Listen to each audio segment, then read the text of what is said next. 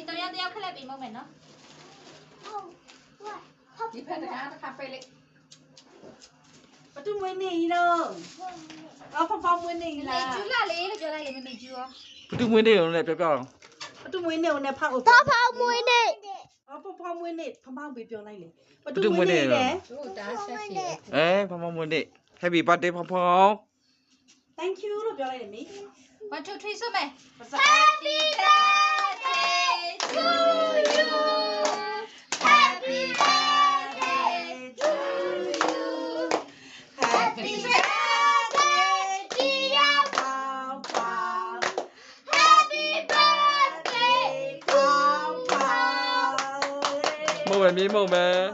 ဟုတ်ပေါ့အပြည့်တစ်ခါပေးမအပြည့်ပေးမမယ်နော်အပြည့်တစ်ခါဟာလို့ရတယ်ကူကအခုမအပြည့်မ အပြည့်ပေးမလို့ တယောက်ခက်လက်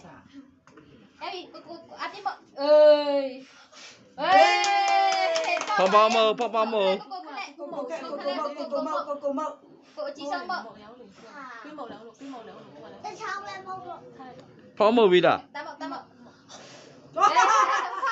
ဖာမောချင်နေလားလူဖောင်းထုံမရုံးမယ် ဒီလိုသား ဖောင်မလေမွေးနေရှင်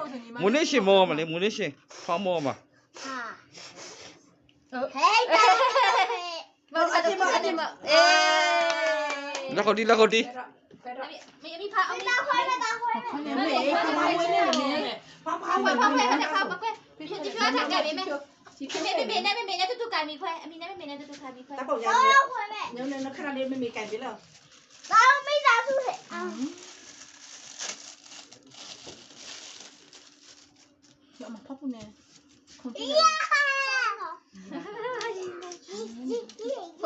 အပြည့်ပဲကောင်စားမအောင်ဒီကောင်စားမလားအပြည့်ကောထဲလိုက် ပြရတော့ကောင်း โอเค တတရား